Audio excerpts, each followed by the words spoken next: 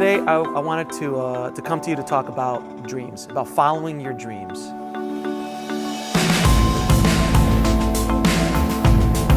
Brave Maker means to me to conquer your fears and get over yourself. Tell your story because you are that story.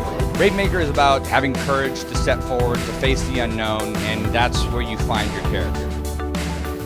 I believe that all of us are here to tell a story and to do something that makes you happy. The film is about a mother who counsels her son through video diaries. It's a wonderful piece that takes place in 1961. She finds out through the course of her interview that even though her art was rejected, there are people who appreciate what she does. And there's a little twist at the end that I won't give away, you have to see it. So that's what I really hope people can do, is that we start listening to each other, and then we'll ask questions and then listen and believe. We have our own blocks, our own mindsets, our own obstacles that stop us from getting to the dreams that we want to get to. So what do you like in that help empower other women? Be open to giving, these women or girls a chance. If it was easy, everybody would be doing it. Just follow your dreams. All of a sudden, that voice doesn't have as much power about, I'm going to go write that screenplay or I'm going to go make that movie. As an example of if you just put your mind to it and get out of your own way, you can make anything you want come true. And I was just blown away by the film, blown away by his energy. And when he first started talking about a film fest, I said, I would love to have that here in Redwood City. So when he told me about Brave Maker, I said, you know what? This is the type of film festival that I want to be aligned with. The treasure that you seek is in the cave that you're afraid to walk into.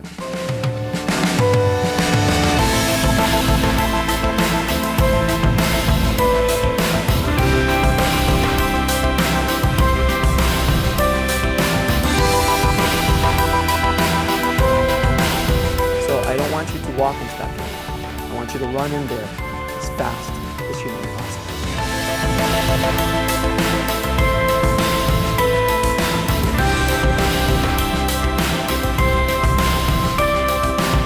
I am a brave maker.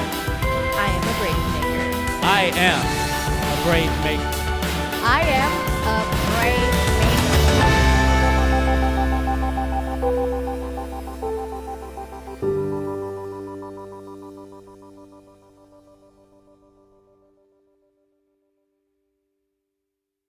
Well, hey, everybody. My name is Tony Gapistone, and I get to be the executive director of Brave Maker.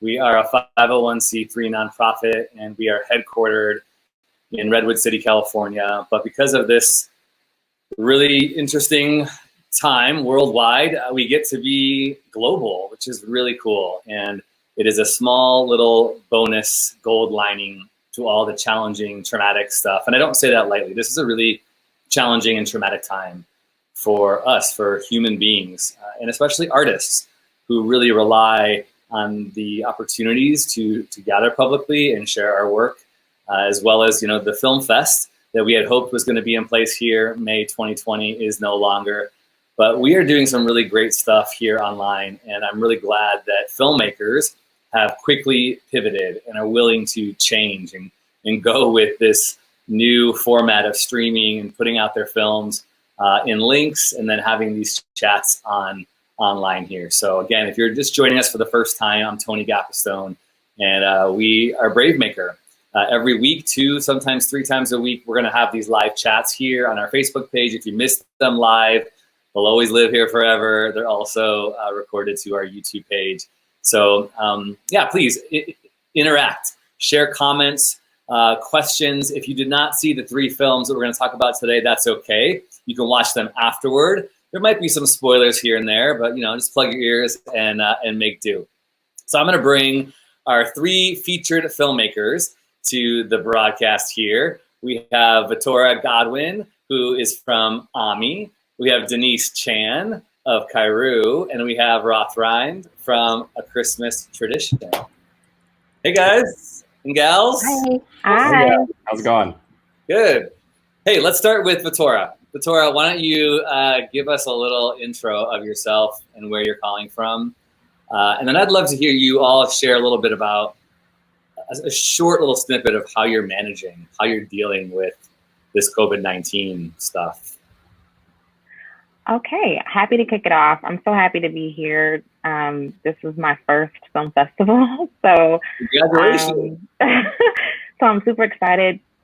This project, OMI, was a labor of love, so I'm just honored to have it be recognized, especially from a place that I grew up in, which is the Bay Area. I am currently in Richmond, California, in the Marina, and I have been sort of taking this COVID-19, everything in stride. I mean, obviously, my family is okay, thank God, and I've been sort of giving myself and allowing myself time to just sort of relax and think about, what the rest of the year is going to be. I'm a creative, so I've been writing some, I've been drawing some, and obviously we're at a film festival, so I spend a lot of time watching movies. So it's just good to sort of catch up on sort of just slowing down. I think we live in a time right now where we're always thinking ahead and we're thinking like, what's our next move? But I've really just been taking every day and allowing myself to feel things every day. So I took on some projects. I redesigned my backyard and I've been getting some sunshine. And it's just been, I've sort of just been kind of going with the flow. Right on. Cool. Well, thanks for being here. I'm glad this is your first film festival. Sad that you couldn't be here in person, but I'm glad that we get to host OMI. We'll hear about that in a couple of minutes. Denise, why don't you give us your intro and where you're calling from? Hi, well, I'm Denise. I'm the director of KAERU. I'm calling from Redwood City. Yeah, shout out to Redwood City. I am a storyboard artist and animator, so a lot of what I do is like very naturally, like I can do it from home. So I've just been doing a lot of drawing, working on my portfolio. I'm planning to start a webcomic soon with one of my writer friends. So that's kind of my like side project that I'm working on while chilling at home in quarantine. And yeah, like Vatora was saying, just like binge watching all the shows, catching up on all the movies, all that good stuff. What show are you binging recently? I recently watched like all 6 seasons of Community on Netflix since that just came out again. And yeah, I've been like using Netflix Party, that like Chrome extension, to watch stuff with my friends. And we've been watching a lot of like anime movies and stuff on Netflix. Yeah. Right on. I just finished Ozark. Oh my God. Ozark is great wow. too. All 3 seasons in quarantine, baby. All right. Roth, you're up. Hey, what's going on, guys? My name's Roth Rind. I'm a producer, director, writer, and I'm here with Christmas Tradition. It was a film we shot back in September and released on Amazon Prime November through December. It'll be back again next holidays. And currently working on developing a couple features and a couple TV shows with my brothers in filmmaking, Jerome and Jay Raja, and there's more to come. Well, why don't you talk about what's to come with your short film Christmas Tradition, and I'll bring in your compadre Jerome here, and we'll get back to you ladies in a second. So Jerome worked on the project, and you two obviously you had a crew besides, but talk about why this project, and if people haven't seen it and you don't want to give too many spoilers, chat a little bit about what the story's about. Yeah, no problem. Well, first off, you should join the Brave Maker mailing list because I think Tony sent out the film. So if you get on that, you'll be able to see it. Christmas Tradition was developed as kind of an answer to a miniaturized version of Black Mirror. Originally, I was trying to find some way to fill the time while developing longer form projects, and wrote this almost immediately after Christmas of 2018. Got it. Wrote it in 2019. And so then brought it to Jerome, and I think we talked about it for a little bit back in like March, and we really started hitting the ground running around July on how we wanted to shoot it. Christmas Tradition is a kind of like a Twilight Zone-y style film about this family that isn't quite connecting to each other, eating over Christmas dinner, and we come to find out that not everything is what it seems. So when we started putting the film together, we shot listed everything out, and Jerome and I were able to collaborate on coming up with a very unique style on how to show this using different types of techniques, but I'll let Jerome kind of talk on that a little bit. Wait, yeah, can you guys hear me? I mean, I sounded echoey, but yeah, it's hard to say. Is it kind of a spoiler, though, to talk about what different techniques we did use and when, though, Roth? No. I would say go ahead. The film's been out publicly before. It'll come back out again. If you don't want to know, skip forward. Close your eyes. Well, I'd say the main thing we did was we shot the movie in two different formats. Like the first half of the movie we shot on regular spherical lenses. And then the second half of the movie we shot anamorphic. It's the same aspect ratio all the way through, but the first is just cropped on the top and bottom to make the 2:3:9 aspect ratio. And the second, we actually shot with real anamorphic lenses. And we just did that to kind of separate the two different worlds. Because, like, I guess, spoiler, the first half of the movie takes place inside of a video game. And so we just wanted like a visual language to kind of like subtly suggest that like the video game is sharper and cleaner. The lenses have less of a characteristic.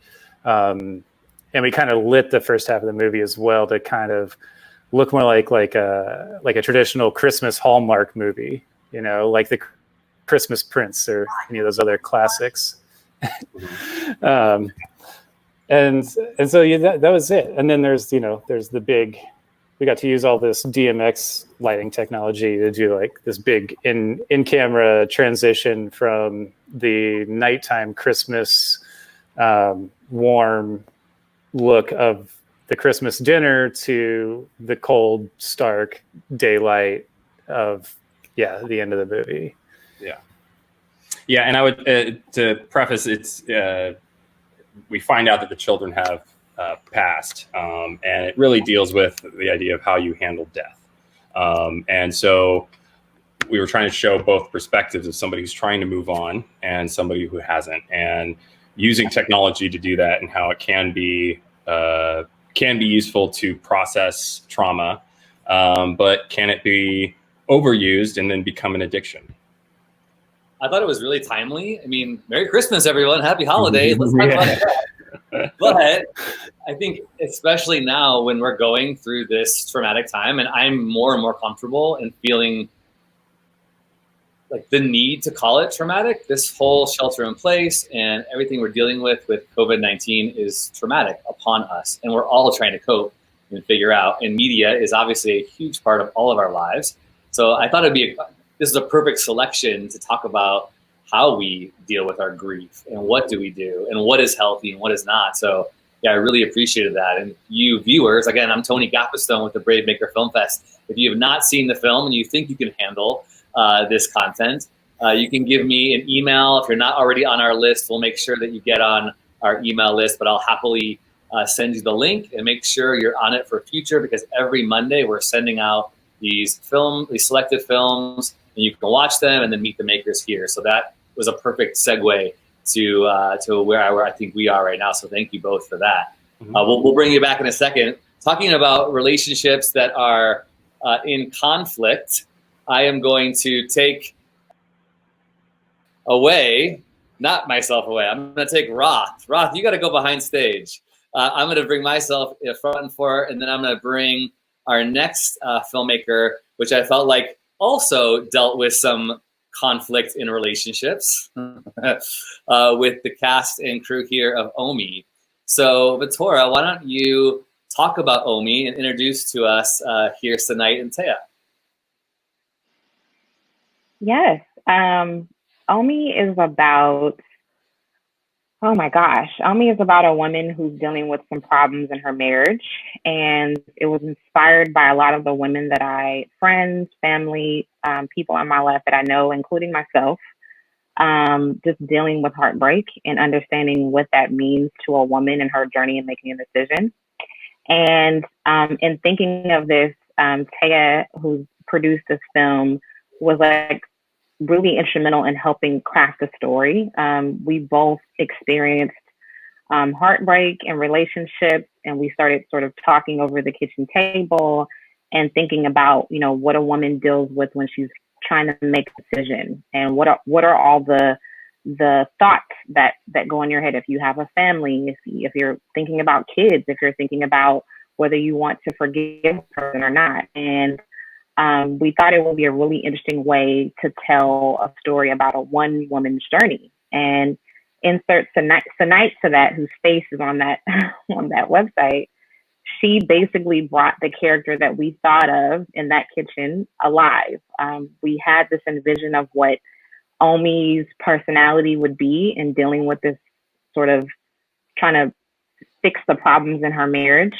And it came to the audition and she sort of blew us away. We had an idea of what we wanted, and she totally encapsulated what that was and totally just knocked OMI's character out of the park. So it was amazing to work with Senait because it was her first time acting, and I got to work with raw talent, and then I also got to, you know, work with a very close friend and sister of mine who helped me to put all this together. I mean, not only did she produce it, but like she did all the set design, she did the catering, she was like in the trenches with me. So this was a super fun project, but it wasn't a subject that was fun, but it was something that was very real to all of us. Thea, well done with all of that. Production, producing, behind the scene. That is a true producer, a true brave maker, doing it all. And Senait, whoa, you really have a presence on camera. Like so provocative, so believable. That was your first time? Well, that was my first film. Yeah, that was, yeah. Dang.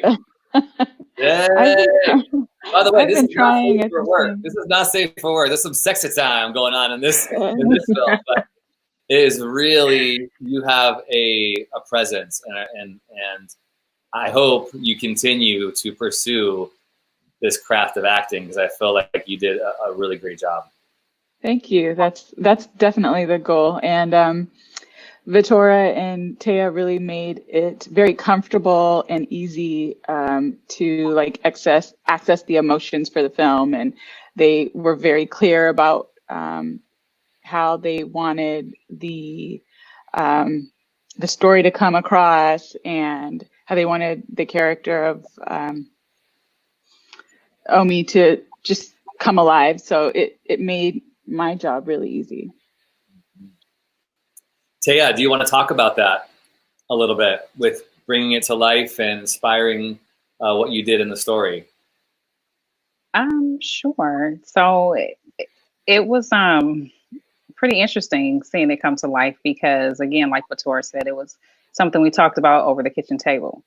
And she decided she wanted to tackle this project. Let's, write a film and see it come to life. And I just decided to support her, and whatever it took, that's what we were going to do.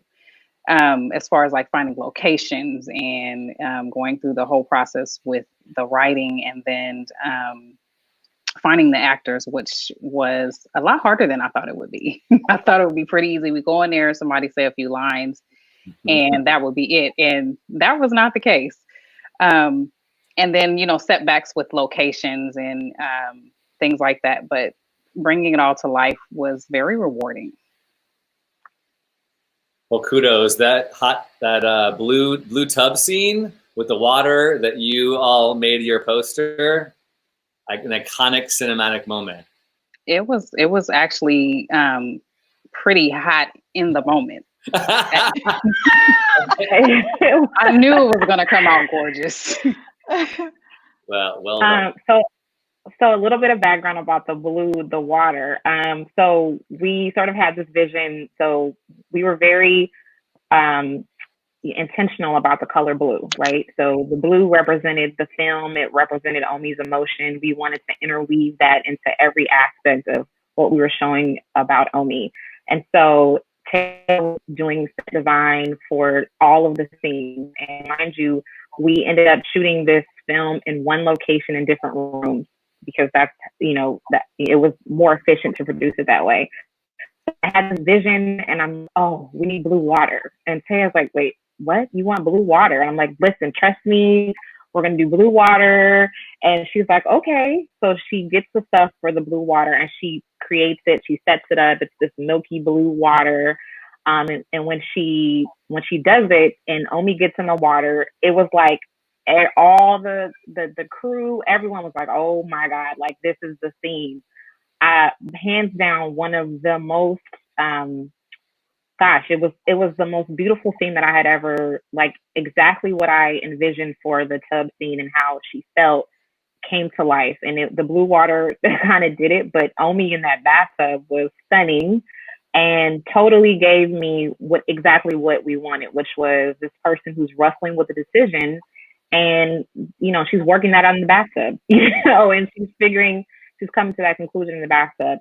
Literally one of my favorite scenes, but we always talk about how that blue water sort of set the tone for everything else in the film. It did. And again, if you're just joining and you didn't get a chance to see Omi, it is on our Brave Maker Film Fest Facebook page, or make sure you let me know or sign up on our website, bravemaker.com/buzz, so you can access that. If you want to ask any questions and you're watching live, please go ahead and feel free to put those questions in the chat. We have someone, Latanya, who's saying Thea's home was the perfect setting for her eye for design is unique. So you got someone definitely recognizing that design and the location and set production was just on point. So way to go with that. I'm going to bring Denise Chan into our stream here. Denise has a film about the artistic journey. And so based on the fact that we just talked about how much goes into a film, into a story, Omi, cast and crew, we will bring you back here in a second, so stand by. Denise, welcome to the Brave Maker online broadcast here. Tell us a little bit about KAERU and your animation journey and what that story is all about. Yeah, so it's interesting hearing what the OMI team was talking about with the blue water, since our film, KAERU, it's a 2D animated short. It was my college thesis film that I made with my college friends. And it's basically about a darkroom photographer named Mitsuko who is struggling with self-doubt. And that self-doubt kind of manifests itself as this like blue water spirit that she becomes,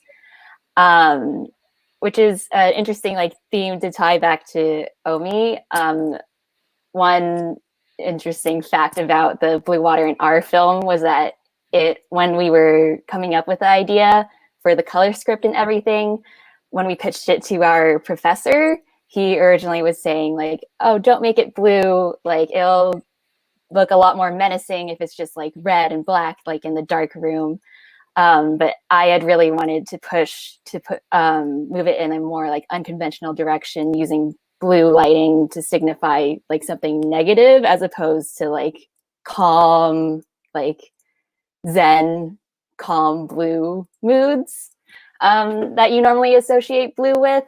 So I think it's really cool that like both my film and Omi were using the color blue to represent those kinds of strong emotions. And yeah. And by the way, way to push back on a professor. That's not easy to do. As anybody, not even just students in school, but when we're on set and in production, when you feel that gut sense of, I need to really do this, this is really important to tell the story. And you have to get all the eyes looking at you and maybe the crossed arms of shame. Like that's really a brave move. And I think it worked out in your favor. So very cool. Thank you.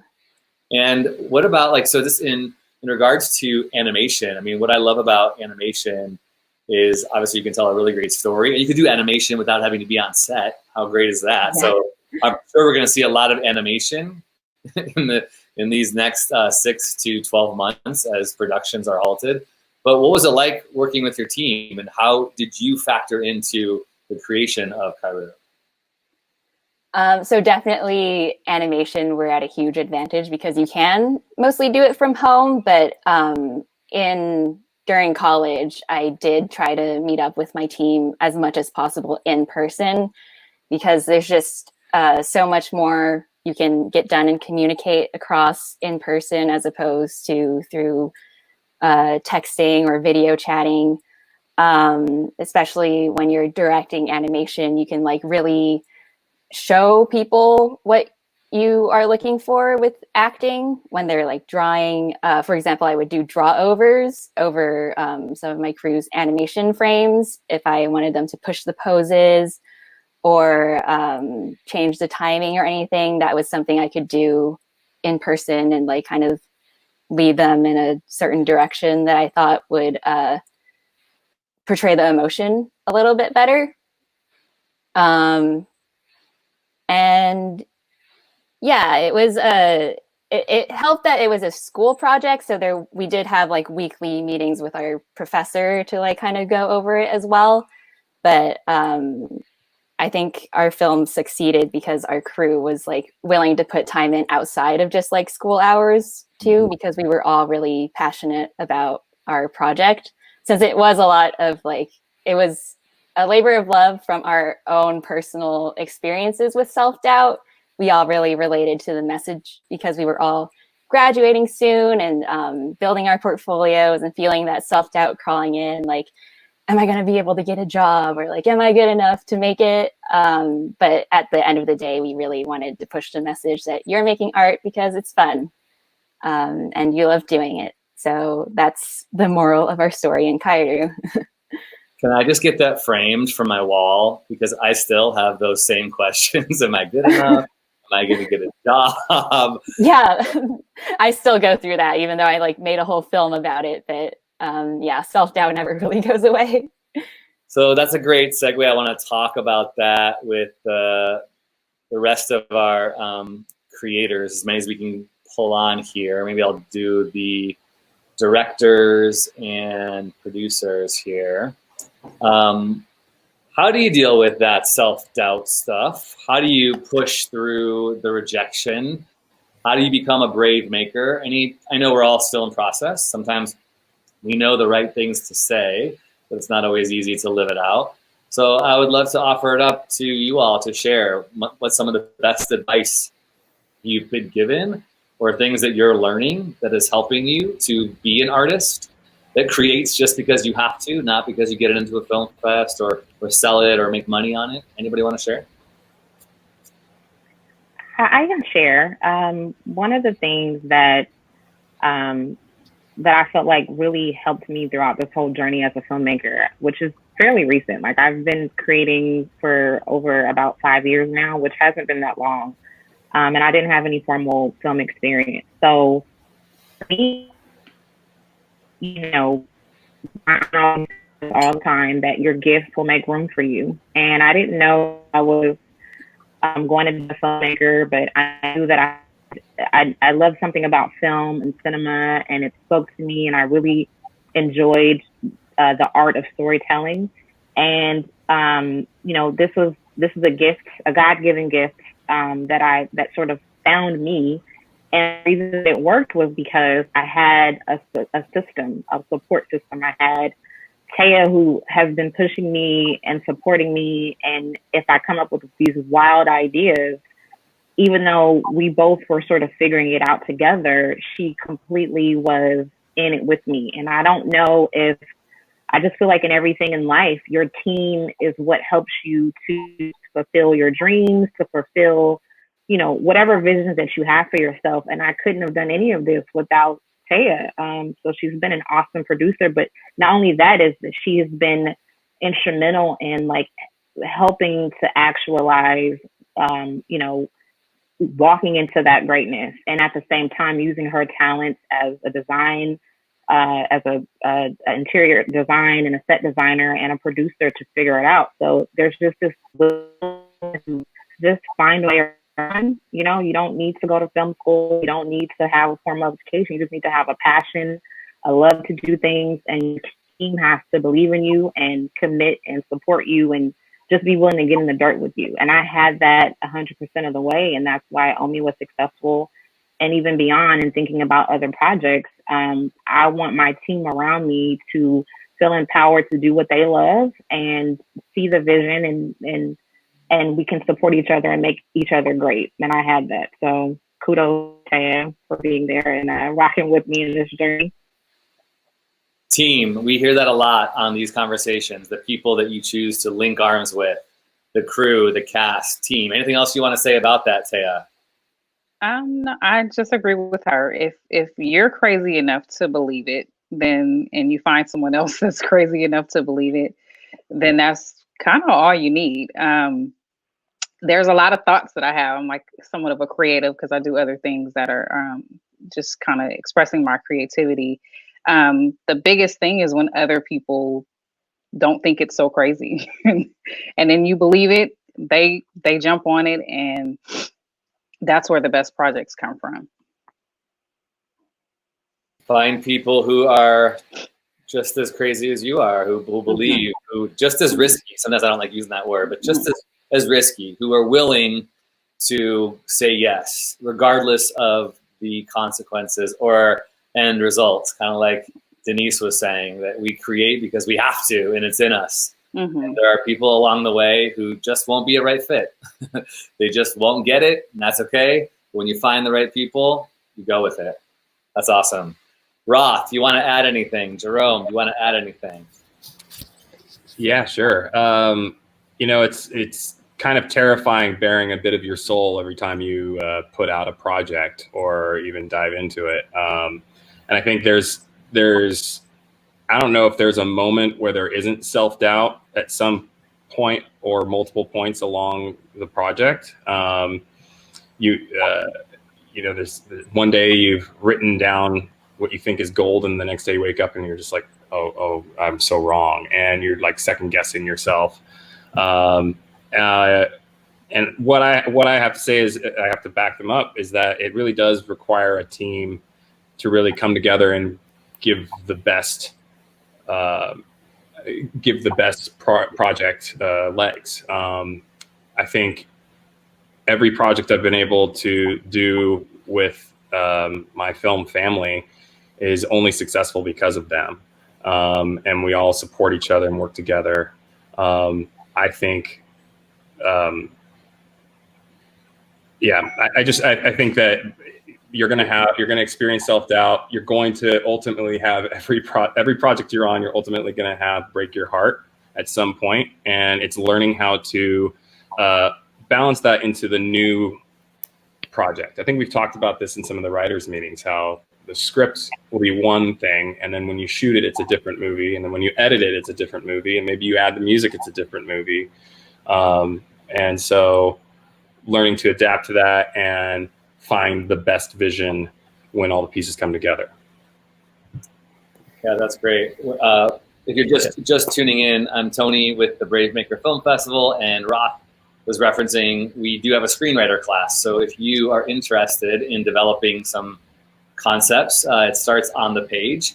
If you have an idea and maybe you want to dabble in it, you want to learn structure, how to develop character, write dialogue, let us know. It's free right now on Thursdays at 3 p.m. Pacific time during Shelter in Place. Senait, I wanted to ask you, in regards to your first experience as an actor, what are some things that you noticed about set life, about working with a director and a producer? Anything you want to share about something you took away? Because I always love hearing, this is what I'll do different next time. Anything you want to share that would help us understand your journey that would benefit our listeners and watchers today? Sure. I probably could not have asked for a better project to have for the first time. it really felt like a family environment, just like Vatora and Thea were saying. They have such a tight bond, and that kind of permeated to the rest of us, and they just kind of expanded that family a little bit. It was long hours. We spent like 16 hours, I think, the first day filming. So that was unexpected, but I guess kind of expected. I mean, 16 hours is a long time, but for the most part, I was just like taken away and taken aback by kind of how clear, like I mentioned earlier, the vision for this project was. It was just like a strong sense of creativity and artistry. They literally had intention behind every scene. And so as an actress, it made it very easy for me to kind of just deliver on what they were expecting.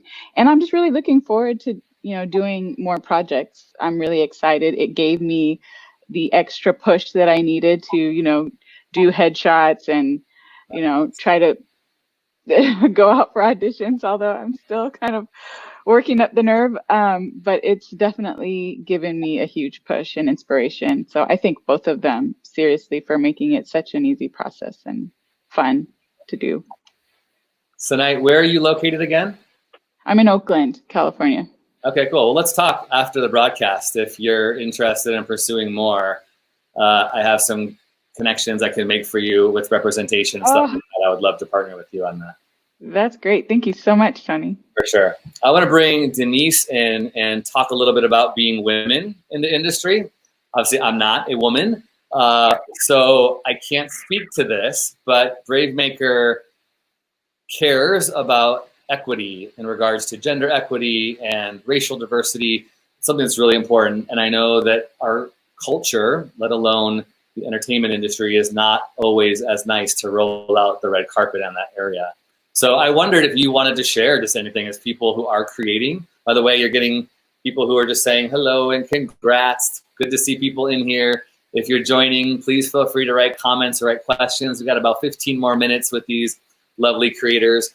But I wanted to ask you just stories that you could share about how you found your voice.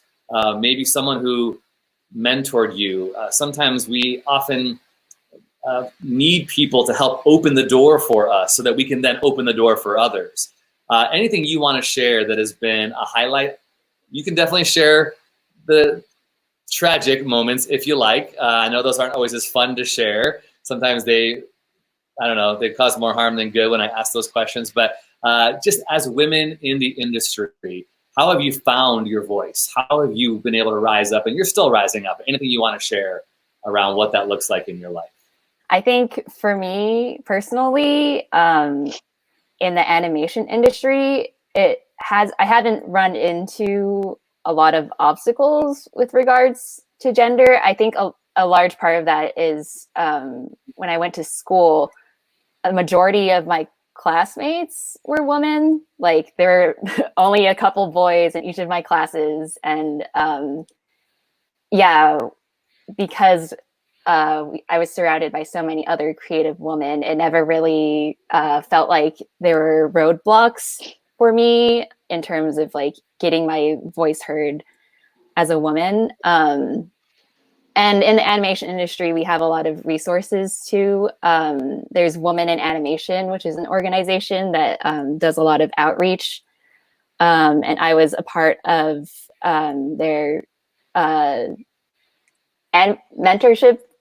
Pixar mentorship group program that was like a 6-month program where we could meet up with mentors at Pixar to get portfolio reviews and advice. So I was really lucky to be able to participate in that. I think the animation industry as a whole, of course, there's like controversy no matter like where you are, but in my experience, everyone has been very supportive and encouraging, even for people like trying to break into the industry. Anyone else want to share? Yeah, so I had the opportunity to, I would love to say he's my mentor, but he's not. But I had the opportunity to interview Ryan Coogler this past year, who's the director for Black Panther and Fruitvale Station, and Creed. And one of the things that I really love about him is his intentionality around bringing women into the production, whether it's writing, whether it's on set.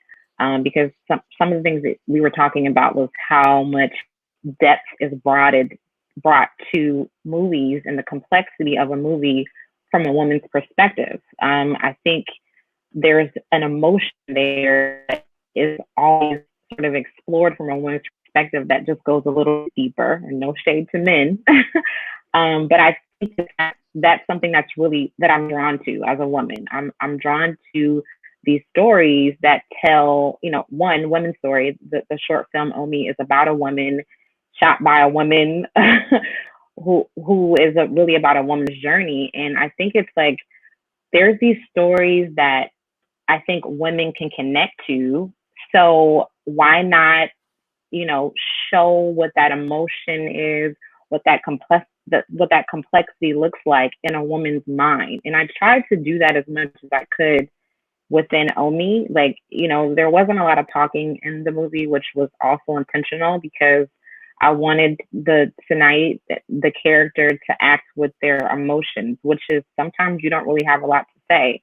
And I'm really connected to movies that can show that. You think about women directors, Ava DuVernay, you think about even Issa when she first started doing Awkward Black Girl, how they started and what they decided to put on screen, what they decided to show had a lot to do with, like, what is it like to be a woman in this day and age, and especially a woman of color? Like, what are the different emotional sort of things that you're dealing with in life, and is that being reflected, and is it being told in your story? And if not, then whatever that project is. So for me, it was like, I wanted to see this person and I hadn't seen it before. So I just created it. So I think for me, it's looking at other women directors. I love Debbie Allen she's like my aunt in my mind. Like she's such a huge influence on how I approach directing and how I approach telling a story, because I grew up watching Different World and like even the stuff Grey's Anatomy now. Like, she's just such a force to be reckoned with. So I look at her work and I say, how does she think about how to put a cast together? How does she think about what side of the story to tell? And I sort of try to emulate that. But just to your point, I just think being a woman in the industry is difficult, but I try to use the experiences that I have as a woman and make that a focal point of whatever the subject matter is. Yeah, let me just say thank you, all of you, for that. I think that's, as a man, just hearing that is really important. I hear it. I know I haven't been an intentional stumbling block, but I know just even in my ignorance, in my maleness, my whiteness, I am a stumbling block just because, and I want to get better. And I hope all of you watching and listening who are part of the Brave Maker family, that's why we exist. We really are about elevating these brave voices for justice, diversity, and inclusion. And I'm not saying it's because you all need it. I'm saying I need it.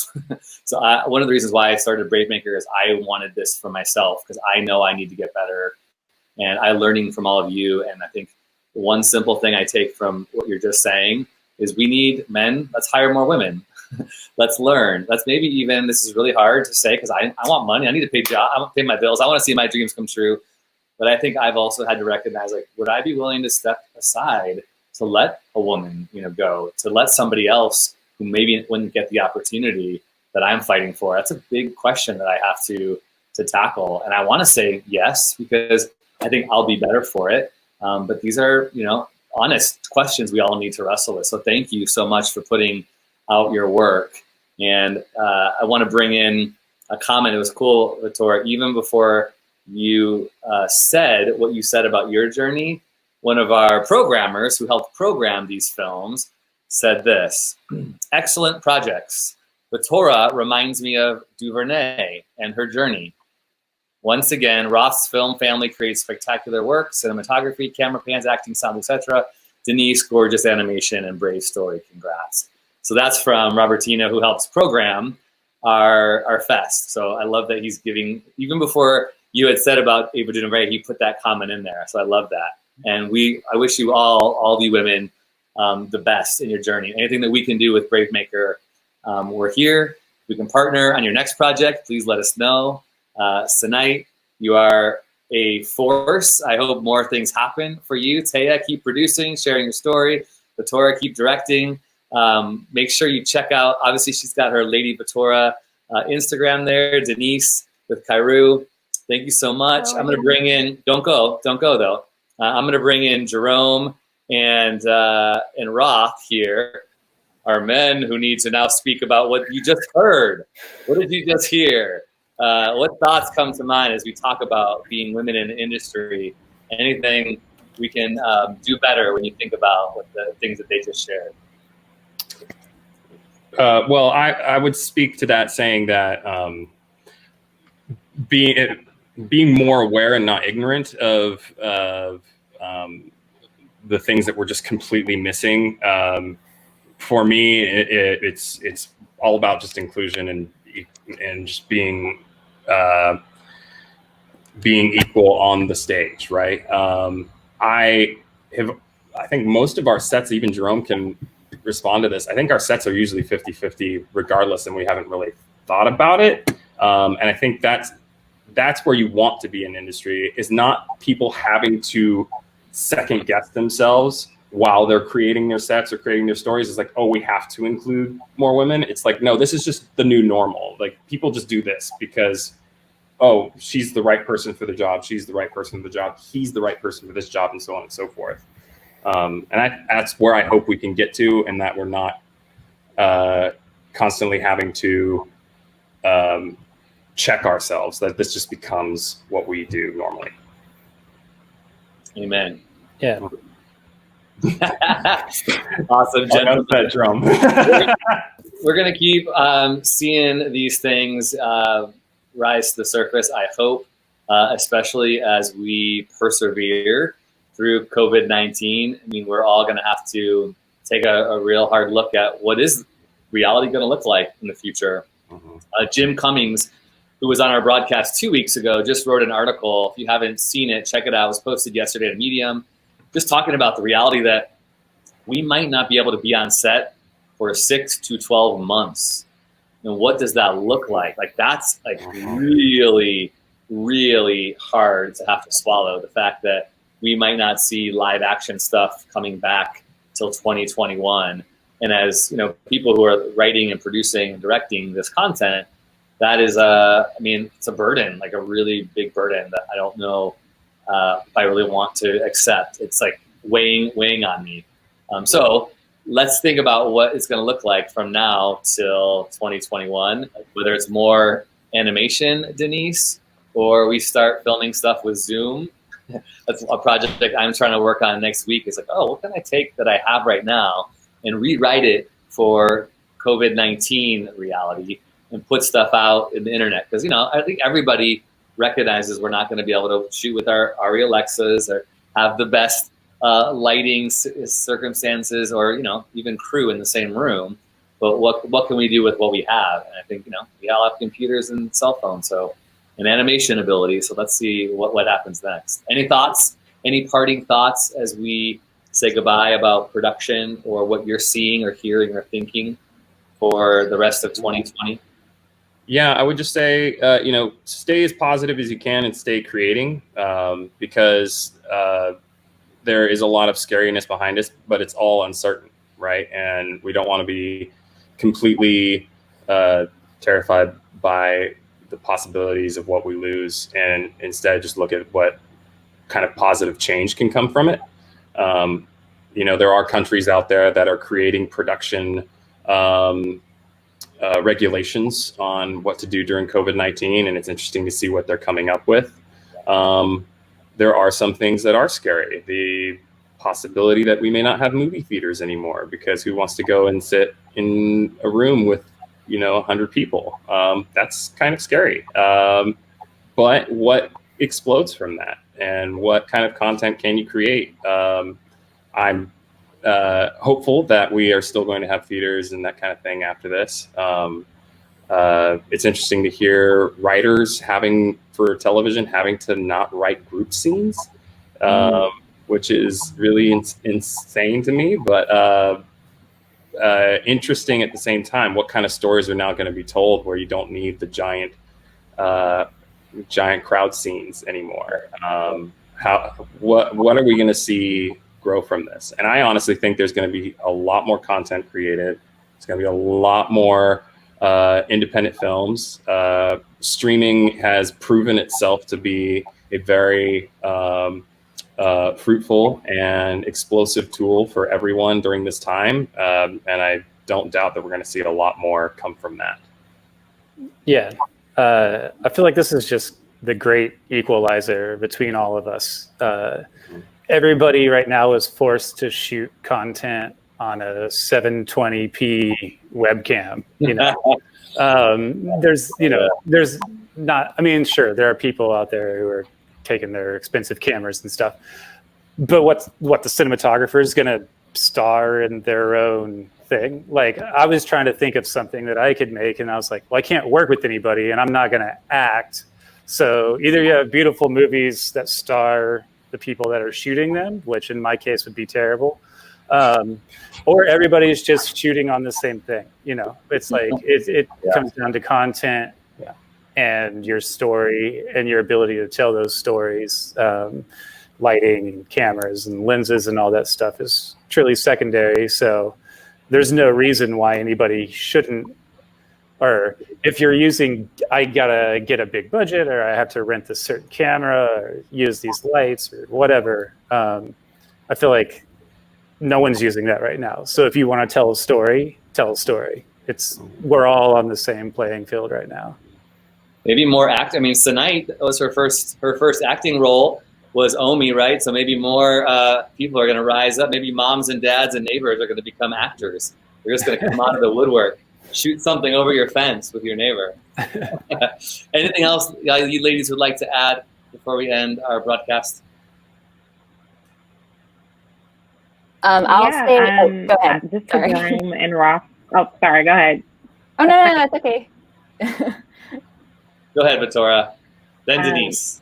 I'll say to Jerome and just going sentiments here, there's a lot about the story and not necessarily the equipment. Like, we're filmmakers and we want it all to be really beautiful and cinematic, and then something like this happens and you're like, okay, maybe it can't be shot the way that we want it to be shot in 4K and 5K and et cetera.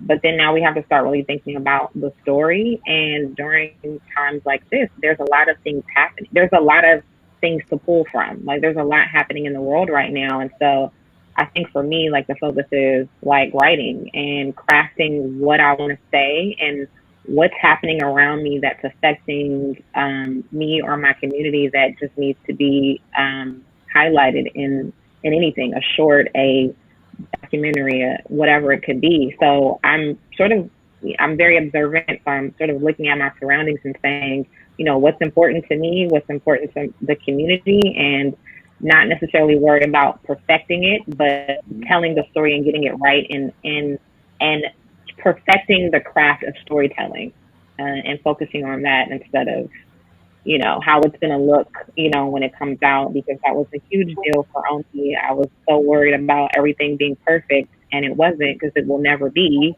But is the story something that will it inspire someone else? Will the story, make you think about a journey that you've gone through? So it's just getting back to their roots. Yeah, audiences will definitely forgive certain elements. If the story is really great, they might forgive, but the lighting doesn't look so great, right?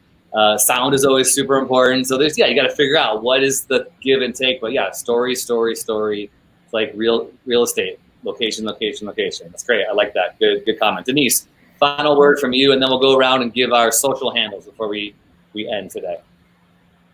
Yeah, I just wanted to say, like, with animation, like we were saying before, there's no need for live action sets or cameras or anything like that. So I do feel like I'm in a unique position where I'm able to like produce my own content, even independently. Like I was saying before with my web comic, I do think that that will, like in the future, animation projects will flourish as a result of this, just because you don't need to meet in person to do a lot of it. So yeah, I'm looking forward to all the new content that people put out. Like Trolls came out, video on demand, and it's been doing really well. Yeah, if anyone ever wants to start an animation project, I'm open for work personally. So you heard it here, I might take you up on that. Vatora's gonna take you up on that. Okay, Cool. so we're gonna go around. I'm gonna remove myself from the stream here. I'm gonna bring Senait back in. We'll start with you, Senait. And what I'd love you to do is just again say your first and last name and where people can find you on the socials. Hi again, everyone. Okay, my name is Senait Megstab. I'm in Oakland, and you can find me on Instagram at Senu Shakur at, or hash the at Senu Shakur, and that's SENUSHUKOR. So I'm on Instagram. I'm on Facebook. Senait Bedite, BEDITE, Senait Bedite, and that's how you can find me. And I went ahead and just put my social handle, which is the same for everything. It's Lady Vatora on Instagram, Twitter.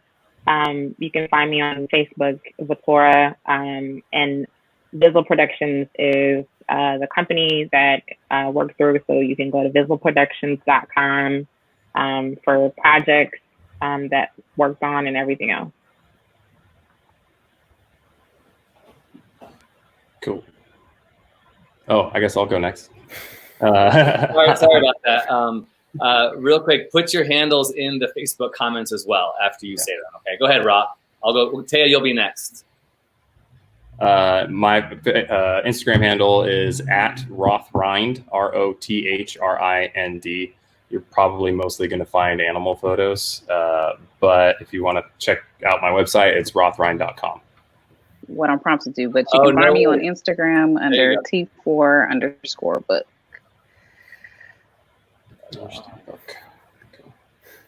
Jerome, your turn. I'm Jerome Stolle.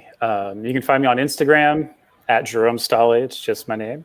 My website is also just jeromestolle.com. I also have just a like an art Instagram. I do a lot of 35mm stills just for fun. And if that sounds like it's your thing, Death Trap for Cutie is the name of my secondary account. So check that out if you're into like stills photography that's shot on film. Right on. Thanks, Jerome. Stand by. And now, Denise, you are up. So I'm Denise Chan, and my Instagram handle is at dchanimation, and my website is denisechanimation.com.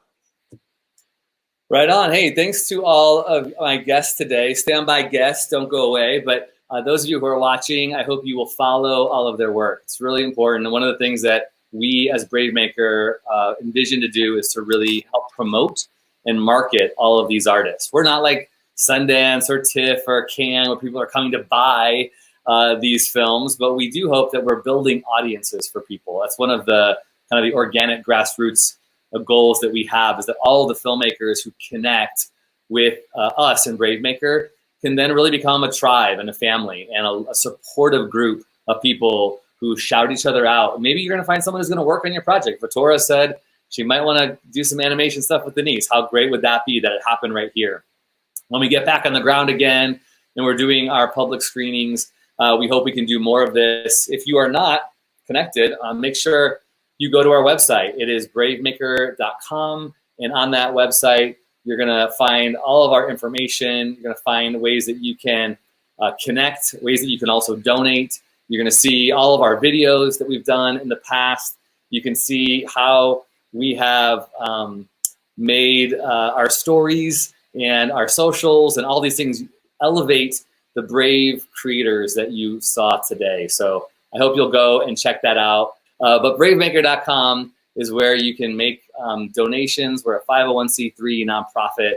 And the cool thing we have right now is that we have a matching grantor who has committed from now until the end of May to double all of the donations that come in. They're all obviously tax deductible donations for our 501c3 nonprofit that help us expand this work.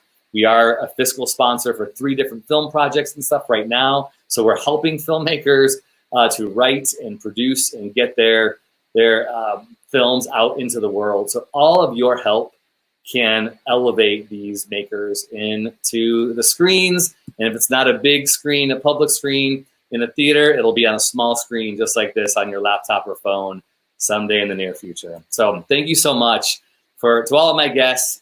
Thank you for sharing your stories with us, to Senait and Vatora and to Thea of OMI, to Denise Chan of KAERU, and to Jerome and Roth of Christmas Tradition. Make sure you support them.